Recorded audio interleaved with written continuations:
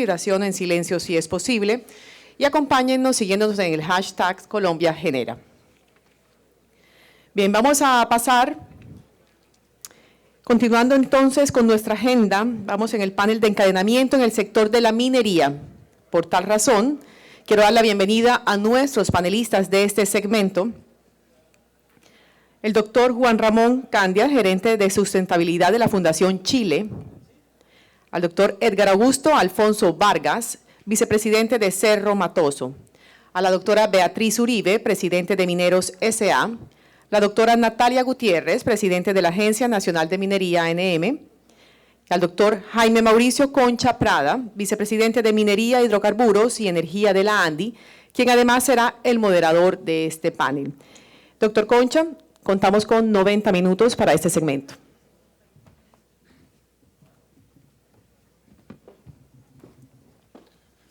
Bueno, muchas gracias.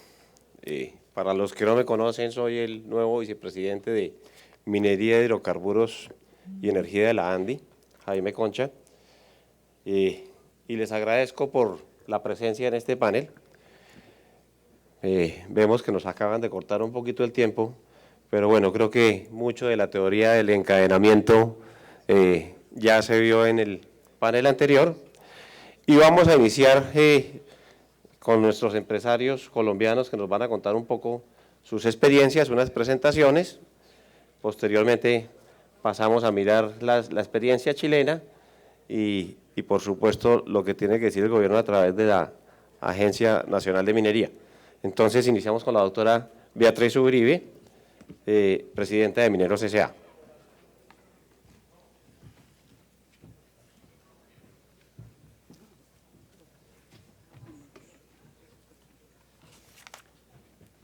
Muy buenos días. Mineros es una empresa colombiana, 100% colombiana, productora de oro. Tiene sus actividades de explotación básicamente en el nordeste antioqueño, en el Bajo Cauca antioqueño, y una explotación en Nicaragua. Hacemos encadenamiento en muchas cosas. Y como aquí se trata de contar las cosas buenas, yo quiero destacar hoy especialmente lo que fue el trabajo y sigue siendo el trabajo con el desarrollo de un proveedor para un bien de consumo en la empresa de mucha importancia. ¿Cómo pasará esto?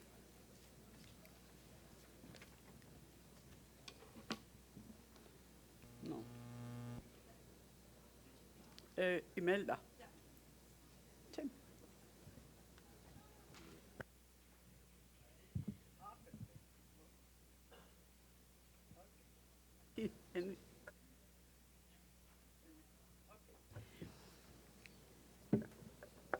Como decía, Mineros es una empresa que tiene más de 40 años de estar trabajando en minería a gran escala dentro de lo que es la minería de oro en Colombia. Es la única empresa minera inscrita en bolsa y que se rige por patrones estrictos en materia de sistemas de gestión de calidad.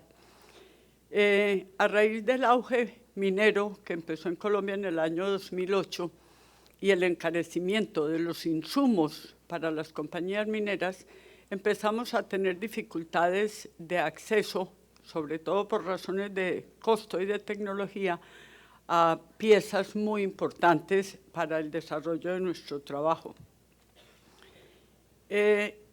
Mineros hace entonces minería aluvial, minería subterránea, y en Nicaragua tiene una operación donde hacemos minería subterránea y a cielo abierto.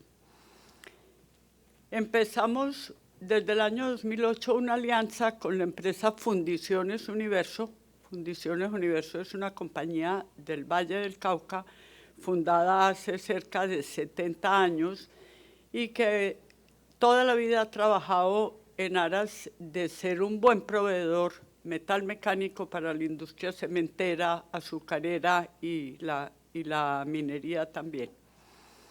Es una empresa que tiene cerca de 300 trabajadores, factura 40.000 millones de pesos al año y es manejada por unas personas muy especiales que pusieron todo en el empeño en asociarse con nosotros para conseguir la tecnología necesaria para ser nuestros proveedores. ¿En qué?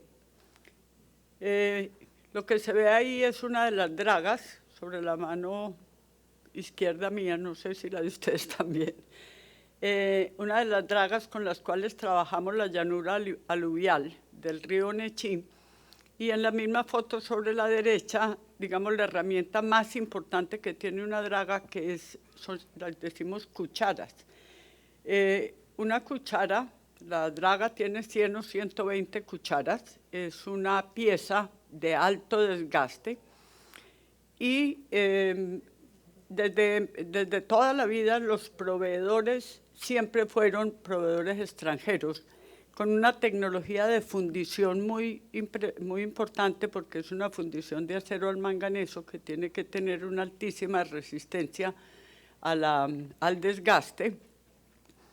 Y en el momento en que empezó el boom de la minería en el mundo, todos los proveedores empezaron a rechazar ese tipo de pedidos, porque a nivel internacional pueden no ser unas compras muy importantes, y empezamos a buscar, veníamos desde hace tiempo tratando de sustituir proveedores extranjeros, pero no lo habíamos logrado en Colombia.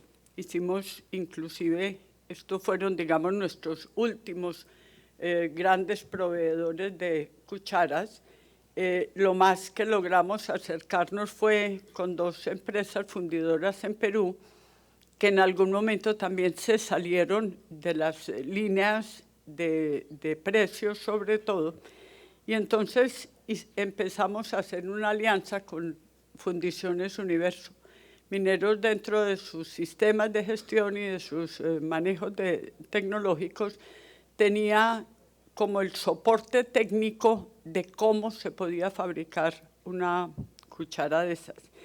Y la gente de Fundiciones Universo, con un sacrificio, yo creo que económico y técnico inmenso, se dedicaron a ver cómo lograban ser eficientes en la fabricación de ese producto.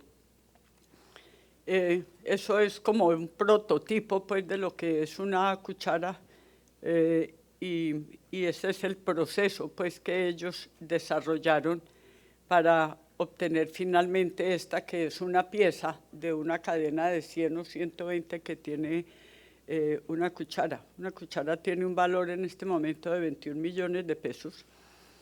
Y esta es una empresa que al lado nuestro logró realmente un reto inmenso, no solamente para ellos, sino para nosotros, y ya llevamos 8 años trabajando con el material provisto por ellos, con muy buenos resultados. Eso es como el tema exitoso del encadenamiento con un proveedor de un bien físico. Y yo me ponía a pensar, sobre todo después de todo lo que hemos oído en el día de ayer y hoy, que realmente el éxito de un encadenamiento no está solamente en la empresa minera o petrolera que busca apoyar un proveedor o que busca apoyar un grupo de proveedores para llenar sus necesidades y suplir falencias que tenga de otras áreas, o por, como decía Bruce, cumplir con la cuota social que le corresponde a las empresas. Es tan o más importante la otra parte que está interesada en ese encadenamiento. Y en el sector privado ese encadenamiento se da muy fácil. Unas y otras empresas tenemos como unos intereses comunes de ser eficientes, de tener mejores costos. Si es el proveedor que está iniciando su vida como proveedor, la posibilidad de crecer, de tener nuevas tecnologías. Y hay una gran cantidad de encadenamientos que yo creo que son tal vez más importantes para el país y para las empresas, que son los encadenamientos para los cuales la contraparte es el Estado. Y ahí creo que es donde fallan esos encadenamientos. Hay temas, y aquí tengo a la doctora Natalia, que teníamos un tema de conversación y lo hemos tenido muchas veces, el tema, por ejemplo, de trabajar por la minería ilegal. Las empresas, en general, estamos todas dispuestas a trabajar, a apoyar los proyectos y los programas del gobierno para tratar de legalizar la minería, sobre todo en campos como el del oro, que es donde hay más informalidad o ilegalidad.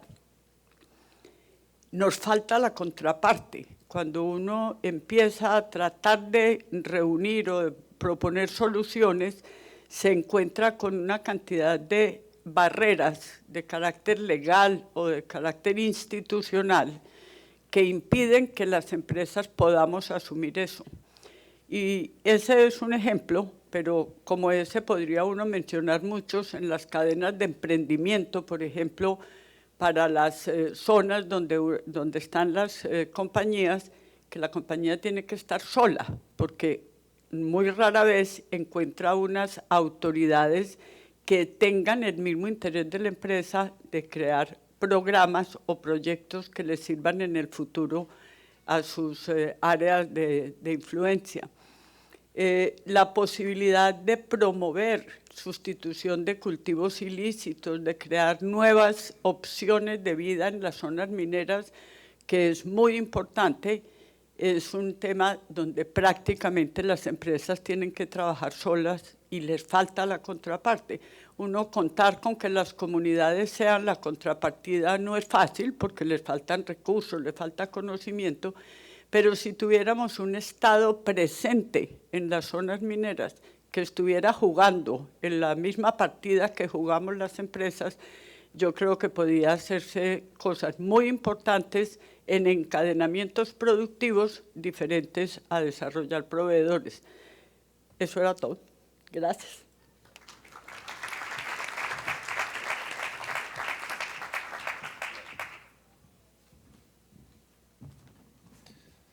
Muchas gracias, Beatriz. Yo tomo algunas frasecitas que creo que hacen parte de ese ejemplo exitoso en donde habló de trabajo y desarrollo conjunto, ¿sí? Y de un esfuerzo entre los dos eslabones para sacar un proyecto adelante. Y bueno, tome otras, pero las vamos a dejar ahorita para el debate. Vamos a seguir entonces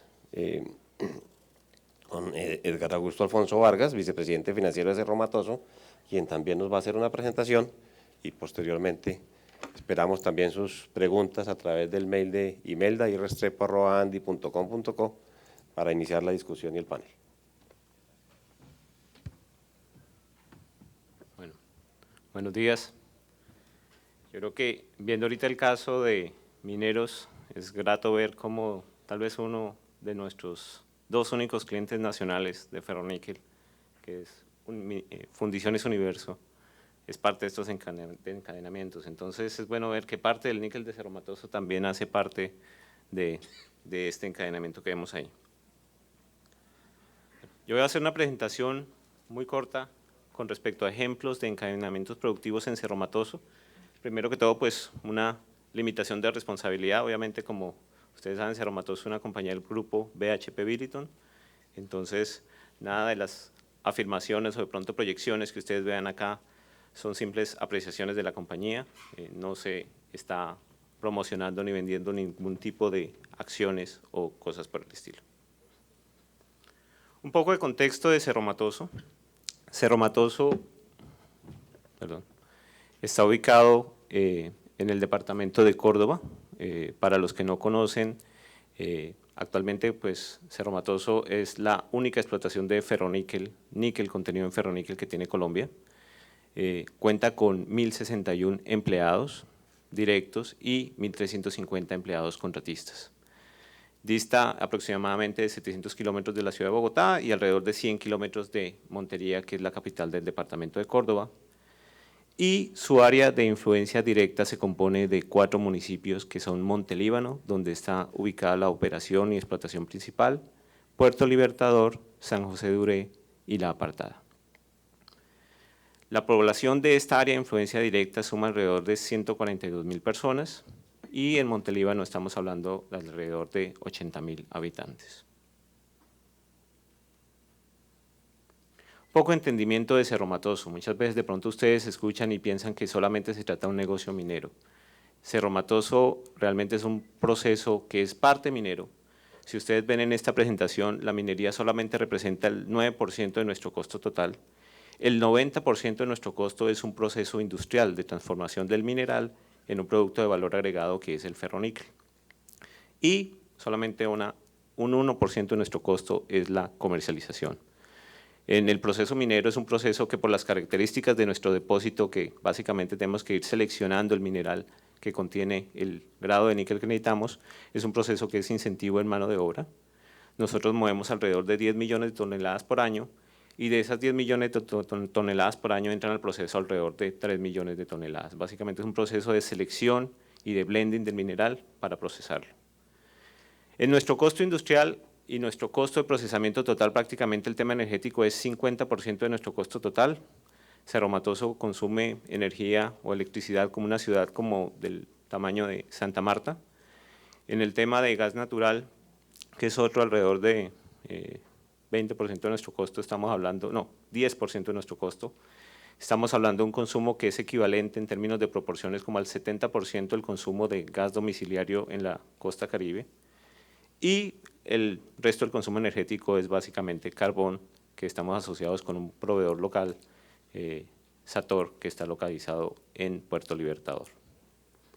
Este es un proceso, como todo proceso minero, que es intensivo en uso de capital y también intensivo en uso de mano de obra de acuerdo a las características de nuestro depósito y nuestra planta industrial. La producción. En este momento estamos produciendo alrededor de 40.000 toneladas, 40.000 toneladas al año. Hace 2 años Cerro Matoso producía alrededor de 50.000 toneladas. Y esto básicamente ocurre porque el depósito de mineral está ya en su curva de descenso. Esto ocurre con todos los procesos, con todos los minerales. Y pues básicamente estamos ya viendo cómo el depósito va cumpliendo su vida útil y eso implica que la compañía tenga que buscar cada vez más alternativas para reducir costos, para optimizar y esto en miras de sobrevivir como negocio. Unos datos que también queríamos compartir con ustedes, de esos 1.061 empleos que genera Cerro Matoso en la región, aproximadamente 79% corresponde a la región Caribe. De esos, el 38% es esa área de influencia directa. Nosotros tratamos de contratar personal que sea precisamente de los municipios de área de influencia directa de la compañía y 26% lo que es el resto de Córdoba y 14% del resto de la región Caribe. Alrededor de un 22% es personal que viene del interior del país o muy contados o básicamente prácticamente un extranjero tenemos hasta hace poco ya para ciertas posiciones claves del negocio. Como ustedes ven en la gráfica, esto es básicamente el consumo en Córdoba, alrededor de 30 millones de dólares al año. Dentro del caso de negocio que queremos presentarles a ustedes es relacionado con un desarrollo de gas. Entonces, un poco de contexto para este caso.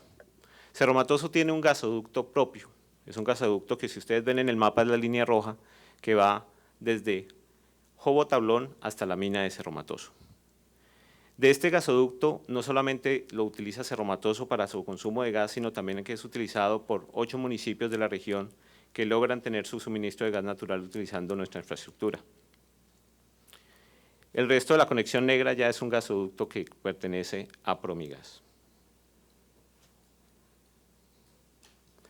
El caso de éxito que queremos presentar es un encadenamiento con el tema de gas natural. Cerro Matoso, como lo expliqué hace un momento, uno de sus grandes principales o de su principal componente es consumo energético y gas es una parte importante de ese consumo. Cerro Matoso, en miras de optimizar y dado su caída en el grado de níquel, empezó a explorar cómo podemos obtener energía y gas a un precio más competitivo, un mejor costo para la compañía. Entonces había una compañía ya hace 4 años, Geoproduction, que pertenece a Canacol Energy, Y Geoproduction estaba explorando en la región y buscando cómo desarrollar una explotación de gas. Básicamente lo que hicimos fue apoyar en su momento a Geoproduction con un tema comercial y tratando de, si ellos eran exitosos en su exploración, Cerro Matoso aseguraba un precio para ese gas. Un precio que para nosotros tener nuestro propio gasoducto generaba una disminución importante en costos de transporte y además un precio competitivo de largo plazo con Geoproduction. Efectivamente se logró hacer esa negociación, se hicieron las actividades de perforación y de acuerdo como ya Geoproduction había hecho una actividad sísmica, se logró encontrar un yacimiento importante. Básicamente con este yacimiento se está supliendo todo el suministro de gas para la planta, que es alrededor de 18.000 kbpd por día. Y también se ha venido trabajando en el desarrollo, en el mejoramiento de esta compañía que arrancó como una compañía pequeña, en que pudieran asegurar la confiabilidad de su depósito, de su explotación.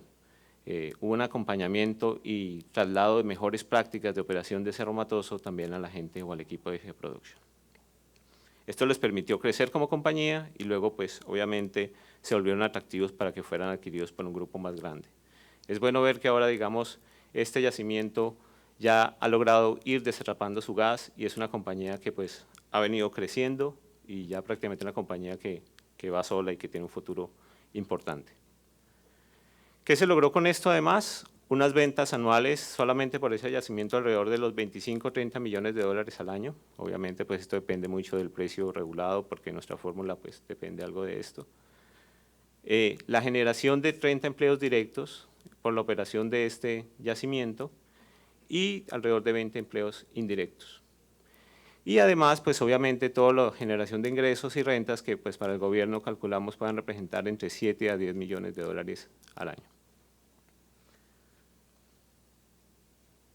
Bueno, ese era el caso que queremos compartir con ustedes y quedamos abiertos a preguntas y discusión. Muchas gracias.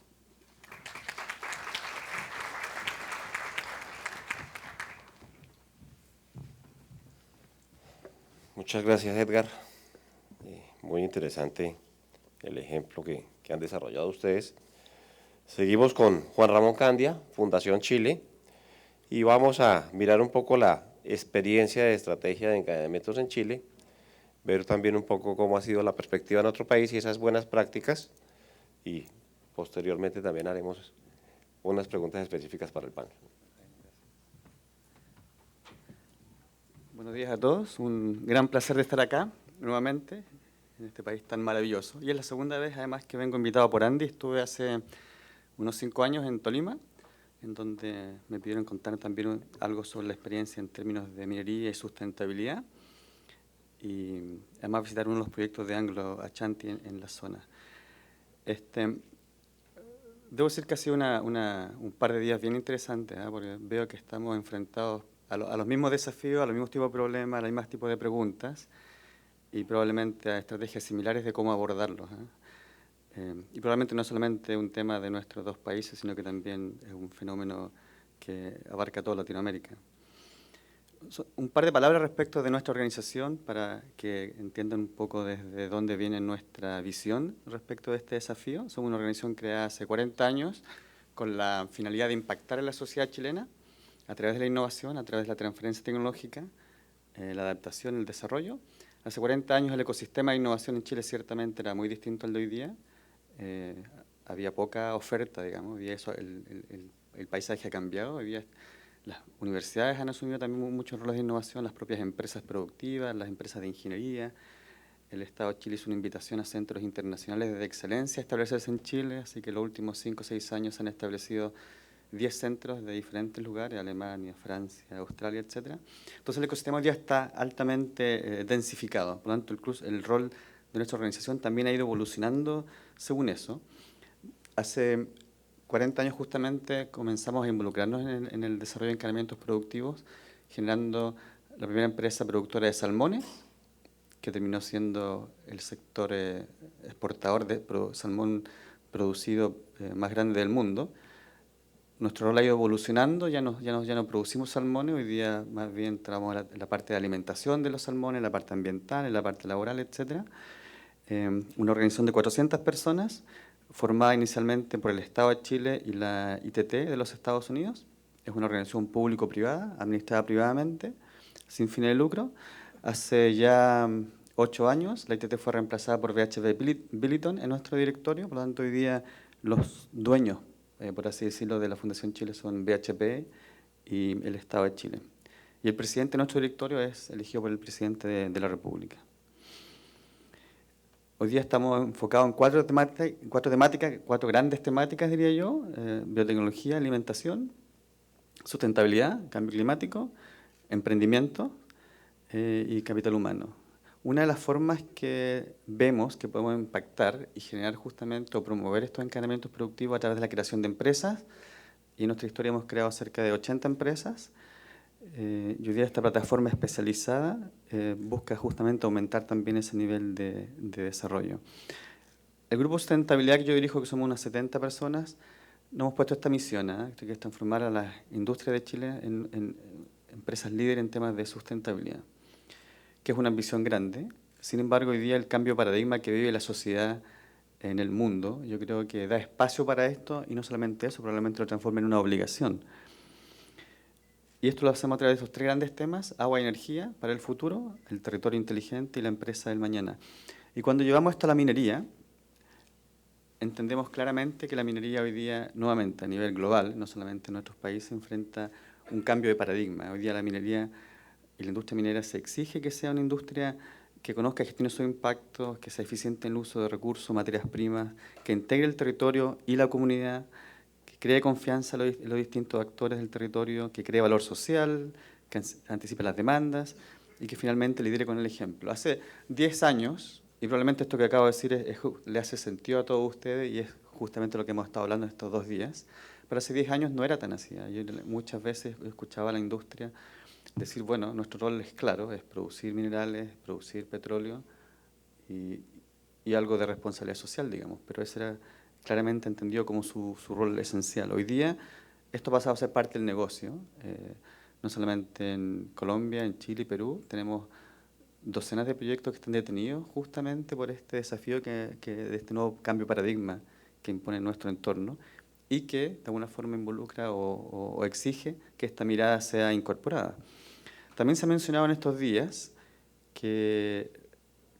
o se ha discutido respecto a cuál es el rol de la minería. Es generar productos, ¿cierto? Generar metales, no metales, pero para ponerlo a disposición de la sociedad. Por lo tanto, el rol es justamente hacer disponible una necesidad que es de la sociedad, digamos, hacer disponible una necesidad que demanda el entorno. Muchas de nuestras necesidades básicas no pueden ser satisfechas sin estos elementos. Sin embargo, la sociedad espera mucho más de la industria. A nivel de país, por ejemplo, el país espera que la minería impulse el crecimiento económico sostenido, las comunidades locales esperan mejores empleos, infraestructura, otros beneficios, los empleados esperan contar con mejores condiciones de salud y seguridad, los ciudadanos locales y los defensores de derechos humanos esperan que los derechos sean respetados, las organizaciones ambientales esperan que el desempeño de la industria no afecte zonas vulnerables, los inversionistas esperan mayor retorno, los consumidores esperan contar con productos seguros, etc. Es decir, el nivel de expectativa y de exigencias que tiene este tipo de industrias, minería, industrias energéticas, toda la industria que tiene un gran footprint, efectivamente son bastante altas. Y hace ya también cerca de 15 años, las principales empresas mineras del mundo, las 10 principales, se juntaron para tratar de visualizar qué se venía en los siguientes 10 o 15 años. Hice un estudio bastante exhaustivo en los principales países mineros, Australia, Sudáfrica y Latinoamérica, y claramente el desafío tenía que ver con la sustentabilidad, ¿cierto? Cómo poder armonizar el desarrollo industrial con el desarrollo del entorno.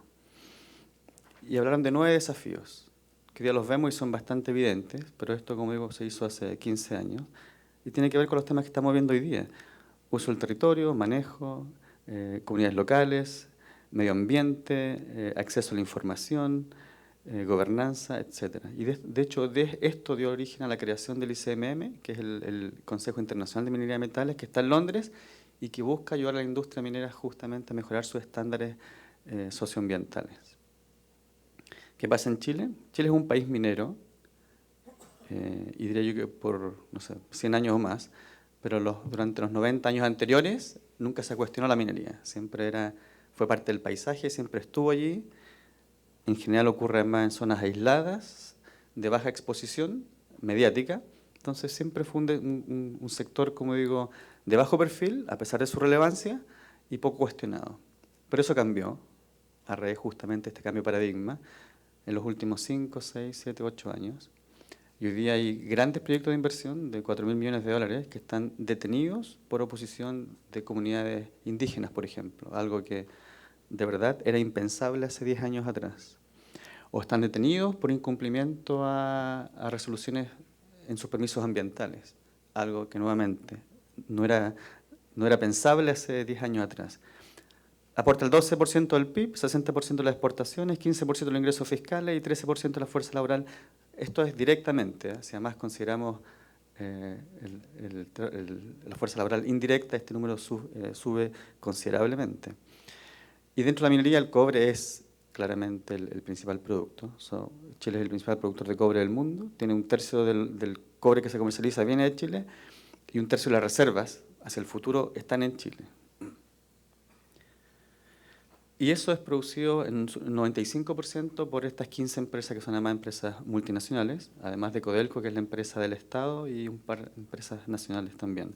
Por son empresas nuevamente de estándares multinacionales y muchas veces con estándares internacionales. Pero hoy día la minería en Chile enfrenta tremendos desafíos que tienen que ver con energía, costo de energía, acceso a energía, tienen que ver con agua, acceso al agua, tienen que ver con disminución de la ley del mineral, lo que lo hace cada vez más caro de procesar, tienen que ver con capital humano entrenado adecuadamente, entre otros. Ahí para que se haga una idea del costo de energía, está comparado con otros países con los cuales Chile compite en temas de minerales, como Australia, Canadá, Perú, Estados Unidos, China, y el costo energético es el doble al menos, digamos, lo cual plantea un desafío tremendo desde el punto de vista tecnológico, del desarrollo, del encadenamiento local y de incorporar soluciones innovadoras.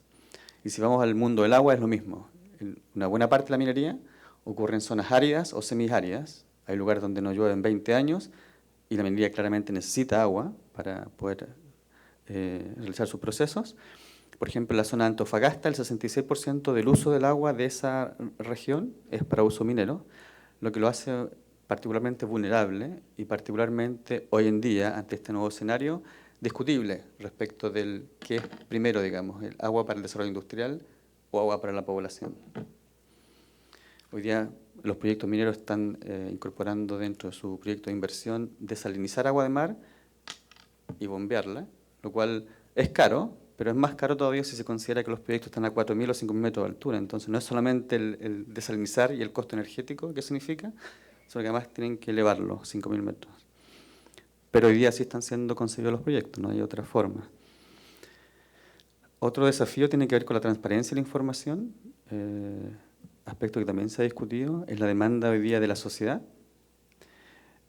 Chile también hace ya algunos años cambió su estructura política, estrategia, normativa en temas ambientales, se crearon tribunales ambientales, superintendencia del medio ambiente, se creó un Ministerio del Medio Ambiente, antes había una comisión, y todo eso ha traído una serie de presiones adicionales sobre la industria en términos de estándares, de fiscalización, de multas.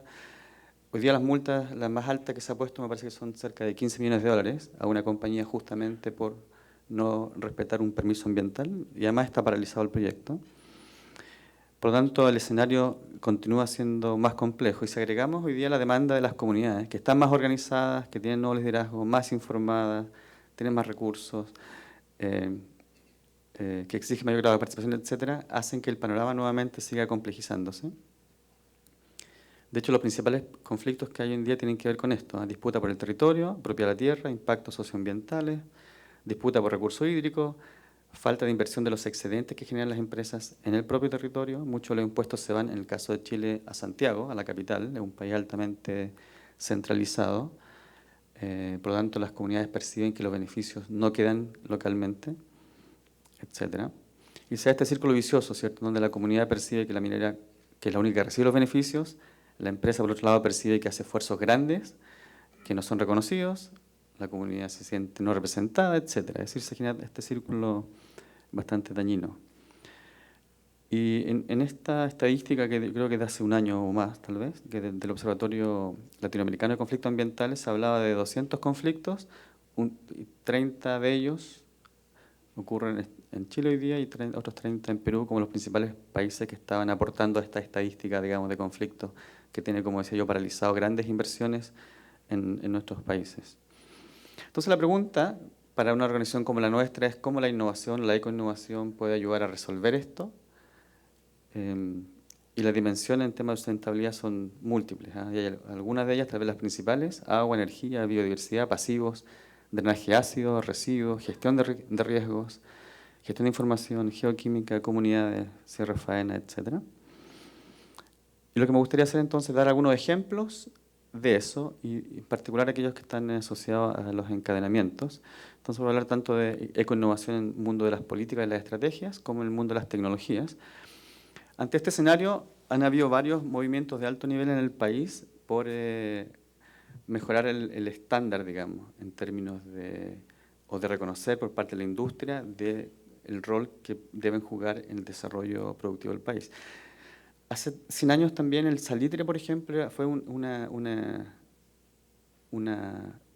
mineral de exportación privilegiado a Chile y se generaron muchos recursos. Y poco quedó de eso, ¿eh? Quedaron pueblos fantasmas que hoy día son interesantes para el turismo, pero a propósito de la discusión que hemos tenido sobre el encadenamiento productivo y cómo este tipo de industrias, que son industrias sofisticadas, de alta capacidad de generación de encadenamiento y de proveedores de alto nivel, cómo uno puede desperdiciar esa oportunidad. El caso del salitre en Chile lo desperdició. Y como digo, se construyeron estos pueblos en el desierto, que construían teatro y traían, en los años 20, 30, traían cantantes de Europa, digamos, que estaban en París dando sus funciones, y los traían también al campamento minero. Y se construyeron estos pueblos de lujo, que hoy día, como digo, son pueblos abandonados y fantasmas, y es todo lo que quedó, digamos, de esa industria tan bullante y que podría ser una gran oportunidad. Claro, hace 100 años, obviamente, o 80 años, uno tenía otra visión de las cosas.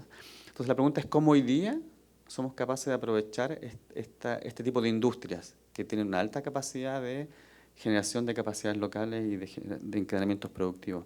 Acá hay un ejemplo: el expresidente Ricardo Lagos convocó a un grupo de 15 personas eminentes del país, ¿cierto?, industriales, políticos, y produjeron esto que ellos llaman, esta visión de proponemos una industria minera en Chile que se convierta en un ejemplo a nivel internacional y un orgullo nacional. A pesar de ser un país minero, está claro que no se considera un orgullo nacional, cosa que por lo menos en esta intención se quiere revertir. Por su aporte al crecimiento económico sostenible, por su contribución a un desarrollo con mayor equidad social y solidaridad regional e intergeneracional del país y de sus regiones mineras. Entonces ellos hablan de minería virtuosa, inclusiva y sostenible. Y esta es una política que se está proponiendo como país. Otro ejemplo, también súper interesante, en donde la industria minera y las compañías se han unido, mundo público y privado, para trabajar en pos de un desarrollo del territorio. Acá hay dos ejemplos: uno en la ciudad de Antofagasta, y se está creando este plan maestro de desarrollo sustentable de la ciudad. Antofagasta es una ciudad de unos 300.000 personas, y la industria minera está muy ligada a la ciudad porque los trabajadores viven allí, sus ejecutivos, y viajan a las operaciones y vuelven a la ciudad. Y hoy día entonces la industria se ha unido con el mundo público y están repensando la ciudad. Y abajo, Calama, que es no hay nadie de Calama acá, ¿cierto? Bueno, es un pueblo muy feo, que no tiene... Es un pueblo minero, realmente, que ha crecido en forma inestructurada, no pensada, en el medio del desierto, y que ha crecido solamente con fines utilitarios. Nuevamente se estaba desperdiciando una oportunidad de hacer un desarrollo armónico y que diera mayor calidad de vida. Bueno, hoy día las compañías mineras se han unido nuevamente con el mundo público y la sociedad y están repensando Calama y hablan hoy día de una ciudad oasis moderna y sustentable. Por ahora todo esto está en planes, en definición, en discusiones, en talleres con la comunidad para generar esta visión, pero están pasando ya a la etapa de proyectos concretos. Entonces la pregunta es cómo generar estas nuevas fórmulas de vincularse, ¿cierto?, el mundo privado, público, la sociedad, el mundo urbano, rural, etcétera. Y la visión que hemos planteado, bueno, es un territorio trabajando hacia el desarrollo sustentable y donde existe una relación armónica entre los diversos actores del territorio, basado en una visión común acerca del pasado, del presente y del futuro que sueñan. Y respecto de eso, acá hay otro ejemplo. En este caso, la iniciativa viene del Ministerio de Medio Ambiente.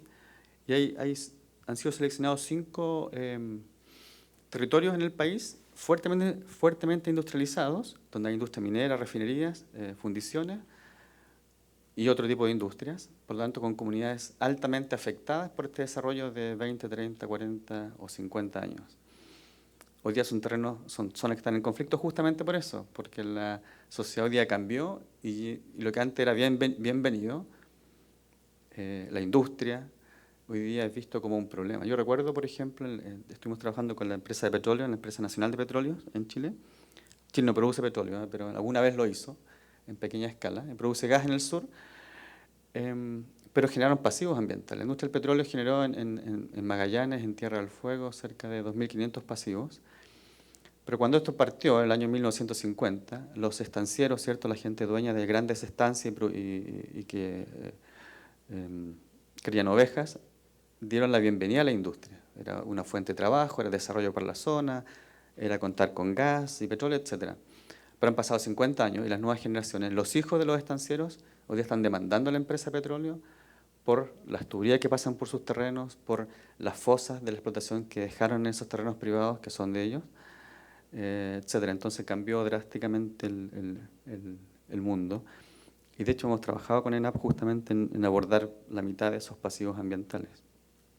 Entonces el Ministerio de Medio Ambiente hoy está enfocado en estos 5 territorios, en donde está convocando a mesas de trabajo a las empresas, al mundo público, a la sociedad civil, nuevamente a discutir sobre el futuro que se quiere, cuáles son las prioridades, plantear una visión de futuro y ver recursos para llevarlo a cabo, con la colaboración entonces del mundo público-privado. Y este es un proyecto bien interesante que se llama Proveedores de Clase Mundial, que fue iniciado por BHP Billiton hace unos 5 o 6 años atrás, poco más, inicialmente. Luego se sumó Codelco también, y que lo que buscaba, o que busca, es generar 250 proveedores de clase mundial en el año 2020. ¿Y qué es un proveedor de clase mundial? Es un proveedor que está en Chile, pero que tiene servicios de calidad de exportación. Obviamente, el poder tener acceso a estos proveedores le da una gran seguridad y respaldo a la propia producción y operación de BHP en Chile, pero además crea valor en el entorno, ¿no? Y crea, como digo, o apoya a estos proveedores a pasar a un siguiente nivel. Esto partió entonces, como digo, hace unos 6, 7 años atrás, donde las compañías mineras, BHP y Codelco, plantean desafíos tecnológicos, es decir, levantan un listado de proyectos, de problemas reales y complejos. Los proveedores, que pueden ser empresas de ingeniería, centros de innovación como el nuestro, se asocian con universidades y otros centros de innovación o de investigación para abordar esos desafíos. ¿Qué pasa entonces? Que las compañías mineras solucionan problemas reales de la faena y mejoran su productividad y competitividad, que los proveedores tienen acceso a un laboratorio de prueba a escala real y con menor riesgo, porque el financiamiento viene de las compañías mineras, mejoran su oferta tecnológica y capacidades empresariales. ¿Por qué? Porque la relación no termina con plantear el desafío, sino que la empresa que se adjudica el desafío también tiene asesoría en temas de modelos de negocio, de mejorar su gestión, en temas de seguridad ocupacional, etc. La industria minera entonces mejora, como decía, la competitividad, capacidad de cadena productiva, soluciones a problemas transversales, y el país finalmente se espera cuente con un sector de intención, conocimiento y tecnología. Australia, que partió siendo un país minero, hoy día realmente el gran aporte a la economía no lo hace la industria minera, lo hacen los proveedores que exportan a todo el mundo.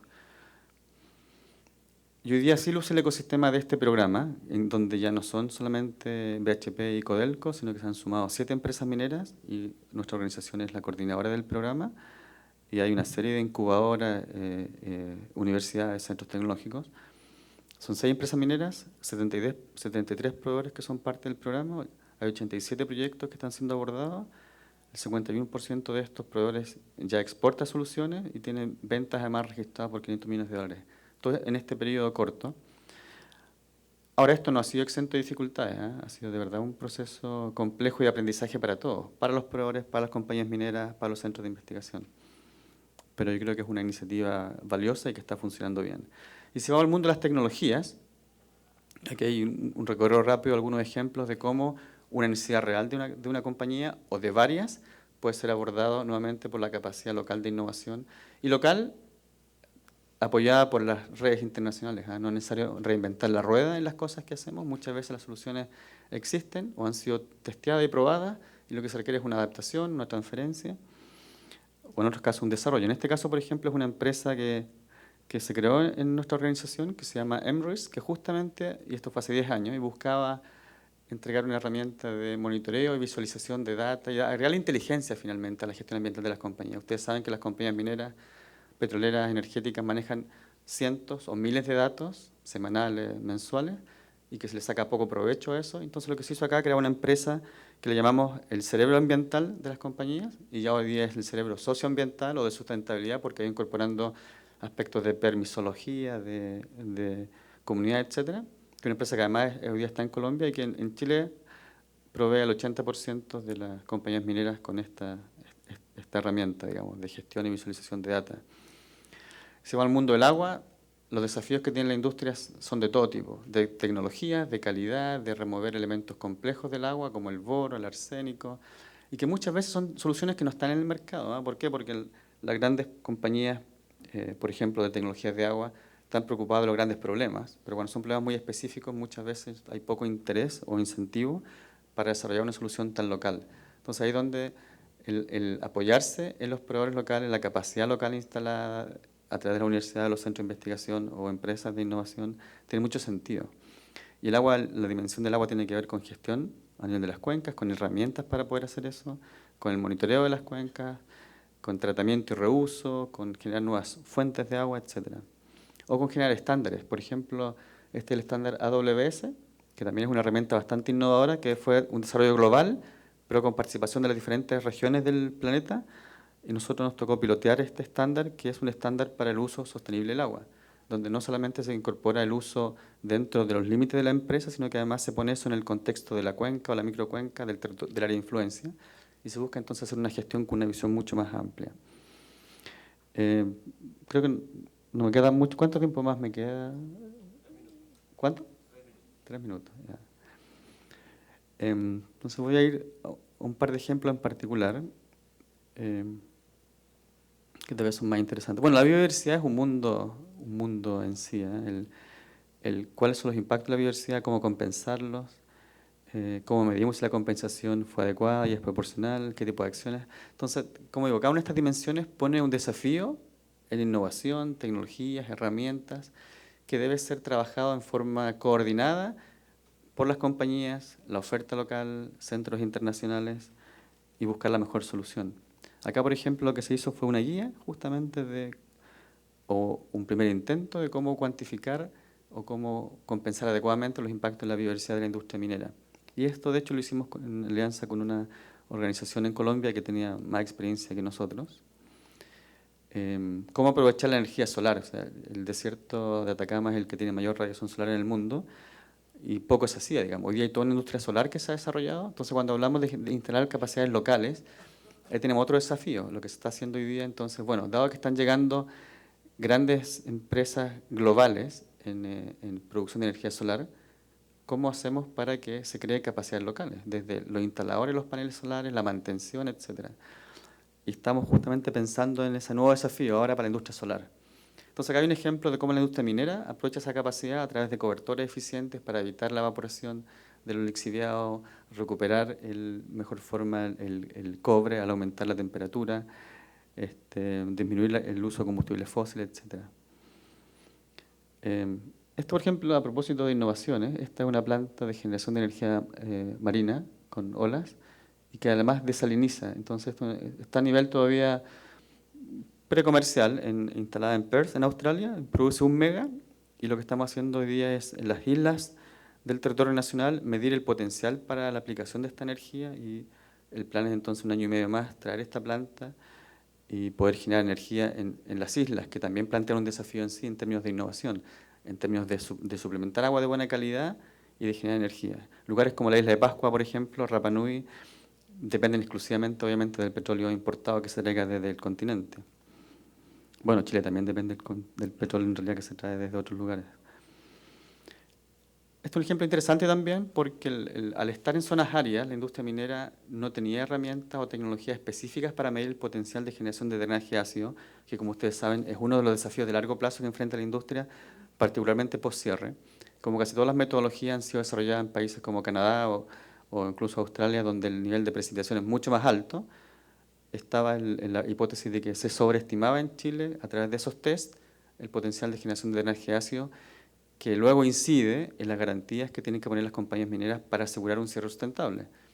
Hoy día las compañías deben poner garantías de alto costo financiero para ellos para asegurar un cierre adecuado. Y una parte importante de eso tiene que ver con drenaje ácido. Entonces lo que se hizo fue, bueno, desarrollar una tecnología que permite monitorear online, in situ, este potencial a través del tiempo, 5, 10, 15 años, lo que le entrega un potencial de data mucho más sólido. Bueno, consulta indígena, sitios contaminados, pasivos, riesgos, forénsica, todo eso plantean desafíos en particular. Pero había uno en especial que me pidieron que mencionara, que era el footprint minero y cómo se mide. Dado todo este panorama tan complejo que enfrentamos, y que hoy día la industria está cuestionada, la pregunta es, bueno, pero al final del día, ¿es un impacto positivo, negativo o neutro el que generan las compañías? ¿Y por qué? Porque tenemos impactos ambientales, tenemos impactos sociales, económicos. Unos son positivos, otros son negativos, por lo tanto unos suman, otros restan. Entonces nos planteamos este desafío hace unos 4 años de, ok, busquemos una forma de medir este footprint e integrando todas estas variables. Y creamos toda esta herramienta, que diría que todavía está a nivel de piloto, la hemos aplicado en Codelco, en Chuquicamata, y que busca justamente eso, es decir, y para proyectos que están en construcción, en operación, en proceso de cierre, ¿cuáles son estos impactos? Y miramos el ámbito ambiental, bueno, agua, aire, suelo, biodiversidad, comunidad, el ámbito social, comunidad, el ámbito económico, actividad económica, cuán vulnerable es el entorno, porque el consumo de X volumen de agua en un lugar no es equivalente al consumo de ese mismo volumen de agua, por ejemplo, en el desierto de Atacama. Entonces, poner esta información, además, en el contexto donde el proyecto ocurre. Si hablamos de comunidad, bueno, ¿qué pasa con el empleo directo, indirecto, infraestructura, la segregación, los conflictos, la distribución, el tráfico, la pobreza, género o la demografía? ¿Qué pasa con la migración, la distribución, los desplazamientos, salud, aspectos culturales? ¿Cómo podíamos incorporar todos estos elementos en una sola gran ecuación y llegar entonces a medir este footprint integralmente? Y hablamos de categorías de impacto, ¿cierto? Máximo, alto, mediano, bajo o nulo, para todas estas dimensiones que ustedes pueden ver ahí, ¿cierto? Agua, aire, suelo, diversidad, etc. Entonces tenemos un footprint ambiental y un footprint socioeconómico. Y que finalmente luce algo así, hay ciertas dimensiones en que los impactos van a ser negativos necesariamente, pero pueden ser desde neutros hasta medianamente o hasta altamente negativos. En temas de agua, por ejemplo, disponibilidad, calidad; en temas de aire, emisiones de material particulado, CO2; en temas de territorio, ocupación del suelo, nivel de recuperabilidad del paisaje; en temas de biodiversidad, ecosistema de especies, y así es como se vería el footprint, por ejemplo, en esta dimensión. En temas de comunidad, tenemos aspectos positivos y negativos. En lo positivo está incentivo al desarrollo económico, el empleo local directo, inversión en la comunidad, que nuevamente pueden tener diferentes numeraciones. Y en los indirectos están los incidentes o accidentes ambientales, salud, conflictos, patrimonio, etc. Y en lo económico, bueno, se espera que sean más bien positivos los impactos, como empleo, inversión, remuneraciones, excedentes, etc. Y eso toma diferentes formas. Como ya estoy en el tiempo, básicamente el mensaje que quería traer es que yo creo que nos enfrentamos a desafíos similares.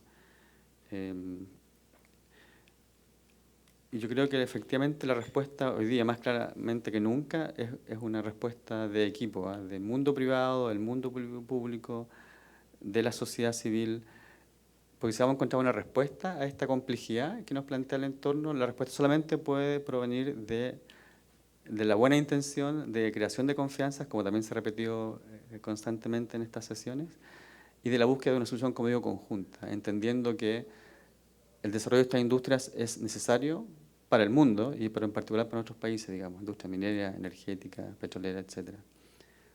Gracias.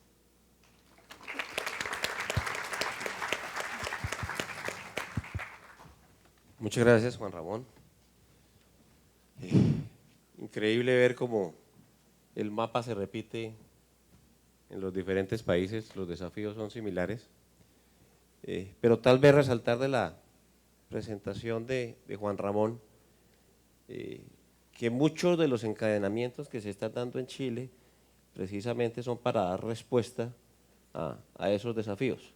No son los encadenamientos tradicionales, digamos, de desarrollar un proveedor con lo que tradicionalmente trabajamos, sino que han sido parte de buscar la respuesta a esos desafíos. Y creo que hay ahí un benchmarking y unas propuestas interesantes de estudiar. Natalia, muchas gracias por acompañarnos.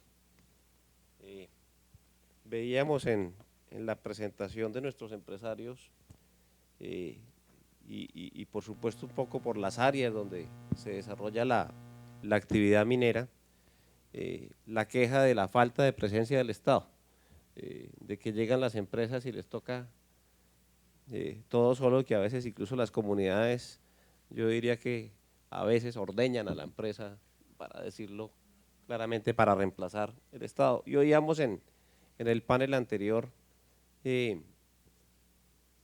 a la NH con planes de ir a las regiones. La primera pregunta pues es efectivamente si desde la ANM, ¿cómo ves ese tema de la institucionalidad regional? ¿Cómo ves el papel del Estado en las regiones? Y si desde la ANM hay políticas o propuestas para promover el encadenamiento en la minería. Bueno, muchas gracias por esta invitación.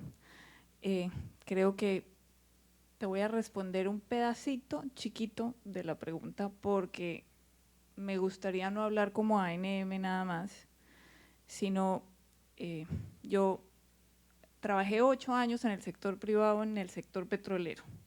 Aquí he visto unas caras conocidas del sector petrolero cuando trabajé en ese momento. Y mi primera experiencia con las comunidades fue que me bloquearon una carretera y me dejaron un taladro petrolero que factura $35.000 diarios parado en la carretera. ¿Sí? Entonces, ahí tenía 24 años y ese fue mi primer encuentro con las comunidades del Casanare en el tema petrolero. Luego entré digamos, en esta difícil tarea de estar en el sector público. Trabajé como viceministra de Minas y me tocó el paro minero. 2 meses. El tema de la ilegalidad, el problema de la ausencia del gobierno, el problema de dónde poner al minero ilegal, dónde poner al minero tradicional, dónde poner al minero artesanal, otra dificultad adicional. Luego me fui a hacer un curso de vida real en el Ministerio del Interior, donde trabajaba en el tema de comunidades indígenas, en el tema de comunidades afro. Una de mis direcciones, que ayer me daban ganas de alzar la mano aquí cuando estaban hablando de consulta previa, la consulta previa me pertenecía al viceministerio en el que yo estaba. Y finalmente vuelvo a la Agencia Nacional de Minería. Entonces me gustaría no tener que hablar solamente de la posición de la agencia, sino de lo que he visto, digamos, por este camino que me ha tocado recorrer y que afortunadamente hoy estoy sentada frente a un público amable, que entiende el sector, que sabe de minería, de energía, de gas, pero que este es el auditorio que generalmente no está dado en las regiones para la minería, para los hidrocarburos, para toda la industria extractiva. Yo generalmente arrancaba las discusiones con 500 años de deuda con los indígenas. Yéndome muy bien, arrancaba la discusión en que llevábamos 500 años primero invadiéndolos y ahora sacándoles los recursos naturales del subsuelo y que su cosmovisión es totalmente diferente. Y lo que me gustaría hoy en este auditorio es primero decir sí, el gobierno en sus diferentes instancias creo que entendió y está entendiendo que esta no es una labor solo del sector privado y de las empresas. Creo que al interior del gobierno ya se están generando unas instancias importantes de diálogo para poder entender toda la problemática y para poder atenderla de una manera más completa. Pero también quiero hacerle un llamado a las compañías que están aquí, porque es que yo también estuve en el sector privado y también estuve en el sector privado que creía que el gobierno era el encargado de manejar a las comunidades, que yo no tenía que hablar con el alcalde, ¿sí?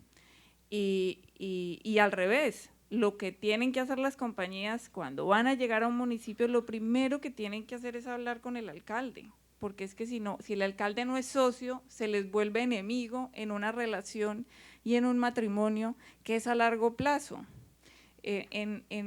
Cuando estábamos lanzando el libro de minería que se sacó hace poco, hace como 2 meses, entre varios gremios, entre los gremios de minería que existían anteriormente, yo les decía una cosa y era, mi abuelo me decía, las mujeres hacemos todo lo posible, hacen todo lo posible por quedar mal casadas y si les va muy bien, quedan bien casadas.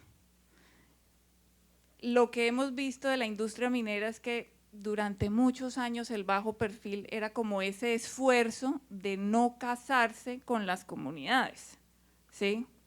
Y cuando no lo lograban, tenían una buena relación con la comunidad. Entonces, yo creo que esto es como una relación de pareja en la que el gobierno obviamente tiene que facilitar todas las condiciones, pero que el sector privado también tiene que entender que no es una contraparte, es un socio, y más en el sector minero, en el sector petrolero, donde los proyectos, yéndonos muy bien, son de 30 años, bajita la mano, pues tenemos que entender que la comunidad hace parte del negocio que vamos a desarrollar. Sin embargo, lo que dice la doctora Beatriz y lo que me toca vivir en el diario en la agencia es cómo hacemos para que la institucionalidad nos acompañe más a campo. ¿Cómo hacemos para que la institucionalidad esté más en el relacionamiento?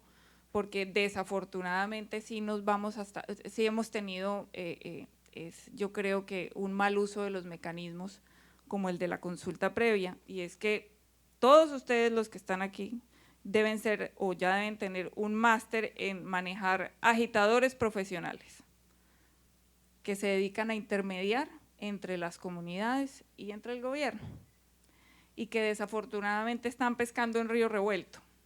Entonces nosotros tenemos que sacar esos interlocutores que tenemos con las comunidades y trabajar más de la mano con ellas. Pero adicionalmente, aprovechando este espacio, y ya me salí creo que de tu pregunta, yo quiero poner aquí en este auditorio unas cifras que son muy importantes para que tengamos en cuenta el tema de encadenamientos productivos, que es de lo que se trata este panel, y que no es solo en cosas maravillosas que ha hecho Mineros, que ha hecho Cerrejón, que ha hecho Cerro Matoso.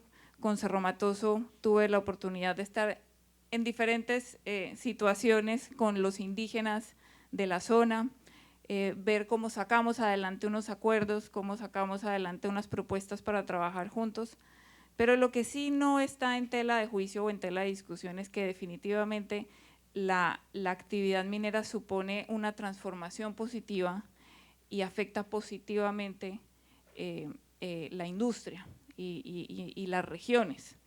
Y quiero ponerles un ejemplo. Cerrejón invirtió la cifra de 9.000 millones de pesos en proveedores en un solo año y de 78.000 millones de pesos en la región con contratistas regionales. Lo mismo las cifras de Cerro Matoso, que son bastante similares.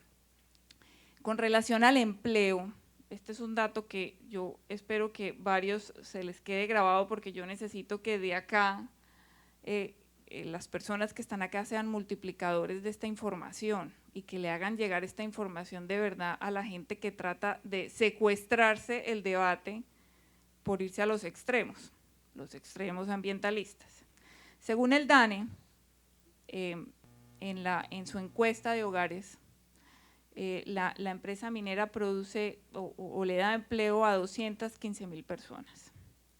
Nosotros que acabamos de hacer una labor de fiscalización de todos los títulos mineros, aproximadamente 10.300 títulos mineros que hay en el territorio colombiano, sacamos el balance de que el sector le aporta 350.000 empleos de manera directa y de manera indirecta 1.050.000 empleos. Entonces, ¿qué pasa con la encuesta del DANE? Y no vamos a decir que la encuesta del DANE está mal, sino que la encuesta del DANE es a nivel urbano, no a nivel rural. ¿Esto a qué nos lleva? A que la minería es una actividad supremamente importante para el sector rural y que además no compite con la agricultura y que además no compite por el uso del suelo, que es otra gran discusión y que es otro argumento que nos secuestra el debate y que usan todos esos agitadores profesionales en las regiones. Necesitamos que seamos capaces de dar con argumentos y con números estas explicaciones. Yo les voy a poner un ejemplo. Boyacá. Los datos que tengo de Boyacá tiene 2.3 millones de hectáreas, 719.000 hectáreas son hectáreas protegidas. Protegidas quiere decir que no podemos ni sembrar papa, no podemos tener vacas, no podemos tener ningún tipo de actividad productiva. No es solo la prohibición de la industria extractiva, sino que en 719.000 hectáreas no se puede hacer nada. Nos quedan 1.6. De ese 1.6 hectáreas tenemos 197.000 hectáreas en este momento en etapa de explotación minera. ¿Qué producen esas 197.000 hectáreas? 3 millones de toneladas de carbón al año, 600.000 metros cúbicos de materiales de construcción, 2 millones de toneladas de caliza, 400.000 toneladas de hierro al año. Esas son solo 197.000 hectáreas en Boyacá. 173.000 hectáreas se dedican al área agropecuaria en el mismo Boyacá. ¿Qué producen esas 173.000 hectáreas? Producen 989.000 toneladas de papa, 164.000 toneladas de caña panelera, 148.000 toneladas de cebolla, 90.000 toneladas de tomate y todavía no hemos usado todo el suelo del departamento de Boyacá. Entonces, el llamado aquí es, todos estamos preparados, aquí estoy hablando con gente profesional, estoy hablando con gente con especializaciones, con gente con presidentes de compañía, vicepresidentes de compañía, que lo que no podemos es tener miedo en dar el debate. El debate con números se explica muy bien. Yo les voy a contar una anécdota de cuando estaba de viceministra de Minas, algunos la conocen, y estábamos en un espacio en el que estábamos varios funcionarios del gobierno nacional y en ese momento, pues viendo la dificultad de los pasivos ambientales que hay huérfanos, porque desafortunadamente lo que tiene la minería legal y la minería bien hecha, nos hace mucho ruido la minería ilegal y todos estos pasivos ambientales que se generan con la minería ilegal. Quería revisar una iniciativa para crear un fondo con compañías mineras, con organizaciones internacionales, para ver cómo cogíamos estos pasivos ambientales y ayudábamos con estos pasivos huérfanos. Desafortunadamente en ese momento una funcionaria del mismo gobierno, un poco extremista, y esto es para ponerles el ejemplo de que no podemos dejarnos secuestrar del debate, me dijo que no se iban a condenar regalándose a los aportes de las mineras para hacer cualquier tipo de estos proyectos que finalmente nos servían a todos. La conversación terminó en que me tocó decirle que hasta el infierno estaba hecho de carbón, que teníamos que sacar carbón para mantener el infierno funcionando porque pues, se nos iba a dificultar la vaina. Pero el llamado de esto es, todos los que estamos aquí sabemos y entendemos lo necesario y lo provechoso que puede ser este sector para el país, que en este momento lo necesitamos particularmente, porque es que a nadie le gustan los impuestos. Y para hablar de manera muy franca también, la manera de contrarrestar los impuestos es que el mismo gobierno pueda producir más recursos para funcionar. Entonces, este es un sector que está en la mira, este es un sector que es muy importante para el gobierno, pero que necesitamos de verdad que ustedes que están sentados ahí nos ayuden a dar el debate. El gobierno entendió, doctora Beatriz, y yo personalmente como funcionaria del sector público y como Agencia Nacional de Minería, estamos revisando cómo podemos participar de una manera mucho más activa en nuestras regionales, que a diferencia de la Agencia Nacional de Hidrocarburos, nosotros sí tenemos regionales, pero adicionalmente pensar de una manera diferente. Un sector minero o un país como Colombia, que tiene muchas ventajas para inversionistas, se promociona muy fácilmente en el exterior. La pregunta es cómo hacemos para promocionarnos en el interior. Y tenemos una vicepresidencia de promoción en la que en este momento estamos pensando es cómo ayudamos a que nuestras compañías se relacionen de una manera tranquila, que hagan un compromiso y que hagan ese matrimonio que es a largo plazo de manera calmada y tranquila, y no después de un paro en una carretera o después de un desgaste de un paro minero, y los acompañamos desde un principio en esa relación. Entonces, eso es un poco lo que yo les quiero traer a colación. También está en manos de ustedes. Está en manos de ustedes empresarios, está en manos de ustedes compañías, interactuar con las comunidades y participar activamente en esta relación, que es una relación a muy largo plazo y que pues obviamente el gobierno, vuelvo y les digo, entendió y está creando las instancias para poder acompañarlos en esta labor, porque esta industria la necesitamos. Muchas gracias, Natalia. Jaime, perdón, Sí. yo quiero pedir un aplauso para Natalia. Yo creo que es difícil encontrar una funcionaria tan comprometida con su trabajo y creo que es una oportunidad que tenemos que aprovechar. Jaime, también yo quería, con respecto a lo que comentó Natalia, y por la misma experiencia de Cerro Matoso, que tal vez somos de los casos que seteamos la compañía hace 30 años y seteamos un esquema de comunidades y lo dejamos como en piloto automático. Y la compañía se dedicó a producir y de alguna manera no estuvo testeando qué más o cómo se estaba transformando la comunidad a su alrededor.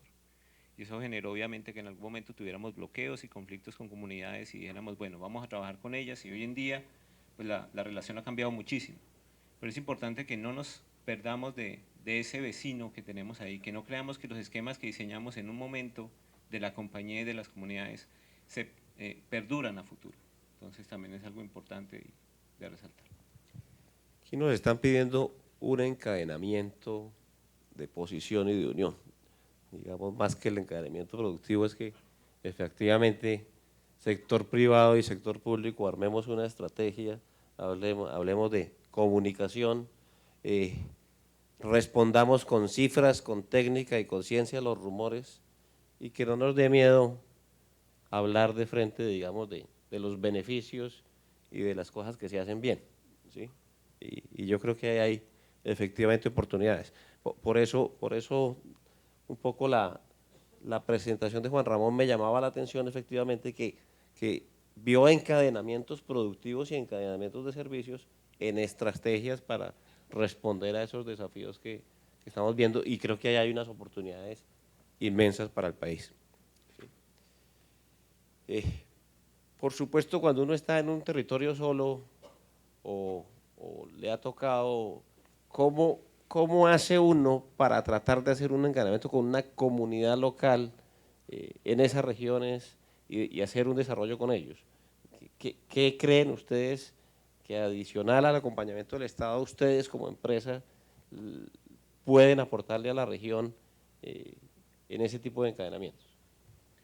A ver, de pronto yo comparto nuestra experiencia. Cerro Matoso ha venido trabajando con sus proveedores locales, desarrollándolos y capacitándolos. Desde que arrancó la compañía necesitaba contratar gente de la región y obviamente pues la alternativa de más sentido era desarrollemos compañías locales. ¿Y qué es lo que pasa con esas compañías?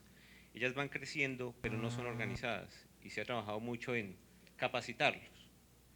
Pero muchas veces esas compañías también tienen que empezar a poner de su parte porque la compañía no puede ser asistencial o proveer unos esquemas asistenciales toda la vida. Llega un momento donde, por ejemplo, cuando un negocio está creciendo puede expandir y puede capacitar a sus proveedores locales. Pero cuando el negocio, como le pasa a toda mina, que empieza a decaer, tiene que buscar que esos competidores, o tiene que buscar precios competitivos y esos proveedores tienen que haberse desarrollado y ser competitivos, porque si no, el mismo negocio los va a sacar.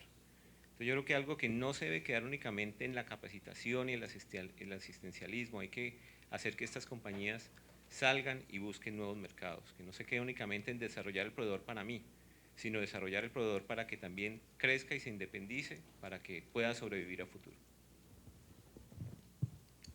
En el caso nuestro, con los municipios que están cerca de nosotros, tenemos pues un gran nivel de encadenamiento en lo que ellos producen, que es básicamente pues prestación de servicios y de toda naturaleza.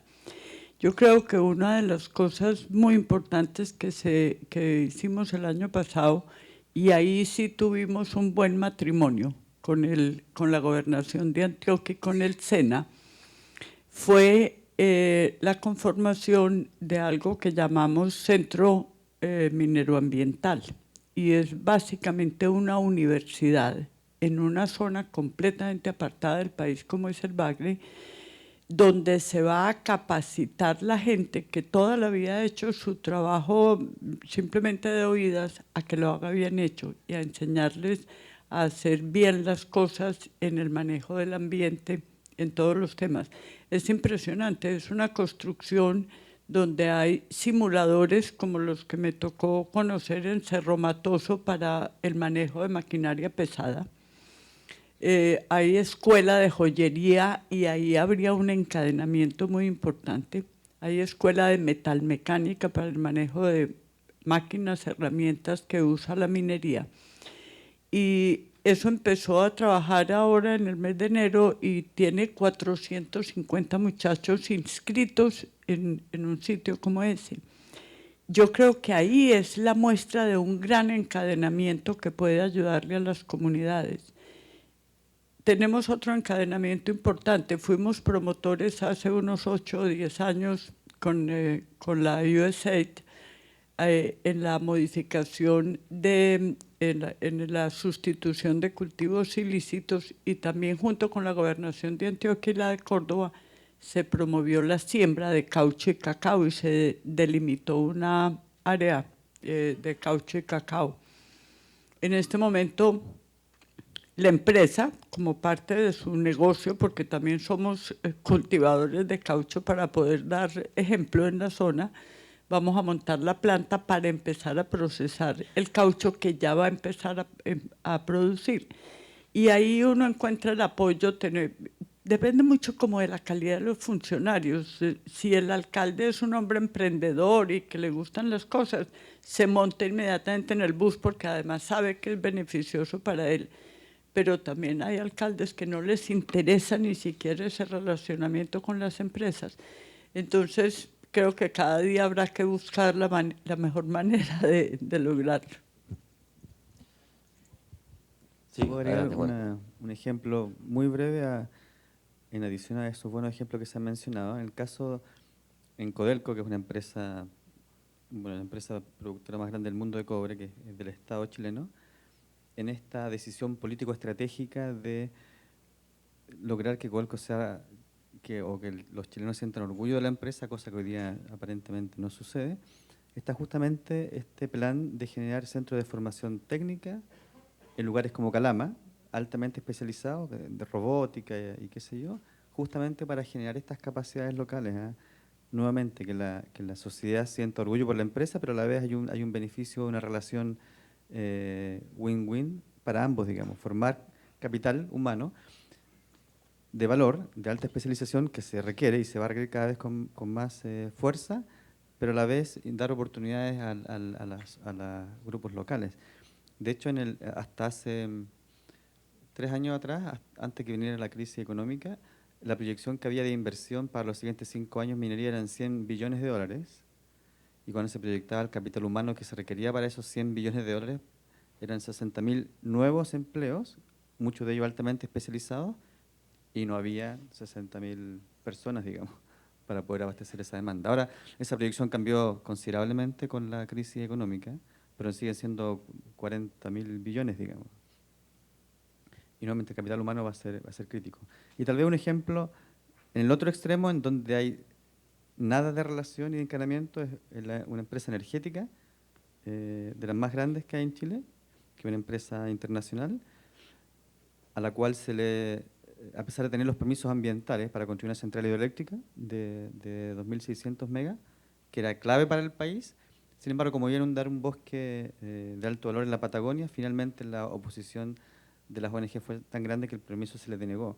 Y esta empresa, además, se dio cuenta que su relación con el entorno no existía. Entonces tenía termoeléctricas ubicadas en lo que se llama zonas de sacrificio, que son zonas urbanas, pero altamente impactadas, en donde ni siquiera tenía una cara humana para relacionarse con las comunidades del entorno. Y recién la empresa se dio cuenta de eso ahora hace un año, dado que se le rechazó este proyecto grande y dado que tienen la termoeléctrica detenida hace un año justamente por los conflictos con la comunidad. Entonces ahí está el otro extremo, en donde el relacionamiento de esta compañía, que es una compañía, como digo, multinacional muy grande, no tenía ninguna relación construida, ni de confianza, ni siquiera de conocimiento respecto del entorno donde estaba ubicada. Entonces, yo creo que son ejemplos extremos de lo que también puede pasar, pero que hoy día ya no es viable. De hecho, esta propia empresa hoy día, bueno, cambió toda su plan ejecutiva en Latinoamérica y está reinventando la forma en que aborda los proyectos energéticos. Y de hecho ellos se han puesto como piso, o se han puesto como principio, no construir grandes proyectos energéticos si la población no lo quiere. Finalmente, una pregunta yo diría que para todo el panel, y yo mirando la presentación de Juan Ramón, en donde hablaba de ejemplos peruanos, ejemplos chilenos, ejemplos colombianos, le quedaba ahí a uno atrás, bueno, y Alianza Pacífico no es una oportunidad para hacer una agenda de buenas prácticas entre países mineros de una alianza y elevarle un poco el nivel a esta discusión y a estas buenas prácticas. ¿Cómo lo ven ustedes como una propuesta?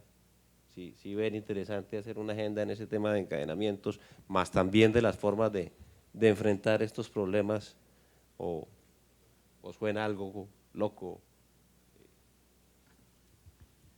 Bueno, yo creo que todos siempre tenemos muchas cosas que aprender, pero y sería interesantísimo poder hacer intercambio de conocimiento, sobre todo en el manejo de la sostenibilidad de las empresas. Yo creo que, modestia aparte, creo que Colombia es uno de los países que tiene más claro ese tema de la sostenibilidad del sector minero energético. Y ahora que oía hablar del ejemplo de Chile, para mí, por ejemplo, que llevo tantos años en esta industria, para mí era una sorpresa hace 15 años ir a los congresos en Chile a hablar de minería y el tema ambiental ni se mencionaba, cuando nosotros ya estábamos aquí agobiados con la legislación ambiental. Yo decía, pero ¿cómo trabajan de bueno? Debe ser porque como eso allá es tan desértico, no le paran pues como muchas bolas al tema. Entonces creo que Colombia tiene inclusive muchas cosas buenas que mostrar, pero me parece que sería muy bueno, y uno va a Perú y aprende cosas, siempre el intercambio es importante. Yo creo, y como ustedes veían, pues BHP Billiton hace parte de esta alianza en Chile, por si en algún momento la lideró. En Cerro Matoso se han aplicado ciertos aspectos de esta metodología desarrollada. Creo que lo que nos falta a nosotros es más unión como compañías para crear realmente como una directriz como sector, que todos encadenemos. Yo creo que todos estamos tratando de hacer cosas por nuestro lado y de acuerdo a nuestras condiciones, y muchos de los aspectos será porque igual hay que hacerlo de acuerdo a nuestra región, nuestras comunidades, nuestras necesidades. Pero de pronto, y pensando acá, no sé si sea a través de la ANDI o de qué ente, deberíamos tratar de realmente coordinar o tratar de juntar esfuerzos en este tema, por lo menos para estar no como escenarios aislados como muchas veces funcionamos.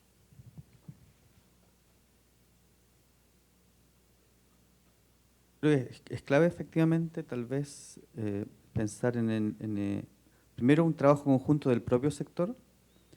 La industria minera es una industria un tanto conservadora y por razones también estratégicas en general no es una industria que colabore mucho, al menos en la experiencia que me ha tocado ver a mí. En Chile existe el Consejo Minero que agrupa a las principales 20 compañías mineras, pero básicamente su labor hasta ahora había sido prepararse ante nuevas regulaciones y más bien en forma, diría yo, defensiva más que proactiva. Pero a raíz de esto que yo les mencionaba hace unos minutos, de esta gran inversión que está proyectada de los 100 billones de dólares y de la no existencia de capital humano, por ejemplo, la industria dio un gran paso hacia la unión y el Consejo Minero, con todas las compañías presentes, crearon el Consejo de Capital Humano, que justamente busca abordar el desafío del capital humano como industria, y ya no cada empresa individual, que es lo que se había hecho históricamente. O sea, antes cada empresa se preocupaba de resolver su problema y no le importaba mucho lo que le pasaba al resto, pero ya han visto que la solución viene del conjunto y no de la individualidad.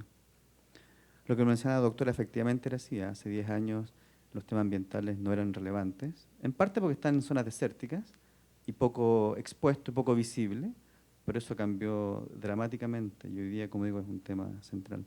Pero entonces yo creo que la respuesta sí viene del conjunto y del aprendizaje, ya sea dentro de la industria o entre los países. Yo sí creo también que hay mucho que aprender de lo que hacemos. Todos tenemos experiencias buenas y malas, y de ambas se puede aprender bastante. Por lo tanto, a mí me parecería fabuloso trabajar en algo de ese tipo, digamos. Y pasa por, creo yo, por generosidad, por querer hacer el esfuerzo, por querer compartir y también por creer en el valor del otro, que aporta el otro, ¿eh? Muchas veces recurrimos a experiencias internacionales fuera de Latinoamérica para solucionar el problema y ver cuáles son las mejores prácticas, pero también muchas veces hay muy buenas prácticas y casos de éxito en nuestras propias regiones, digamos. Pero no es el primer lugar donde vamos a mirarlas. Entonces, me parece un buen punto, Jaime. Yo creo que sería de mucho valor, digamos. Creo que es claro también, y repitiendo un poco la petición de Natalia, que primero tenemos que encadenarnos aquí adentro y ya ir con posiciones y propuestas hacia afuera, pero el reto está bien. Creo que hay que construir esa propuesta y salir a decir lo que somos, a contar lo que somos y hacer presencia. Muchas gracias a nuestros panelistas, terminamos en tiempo y seguimos para el almuerzo.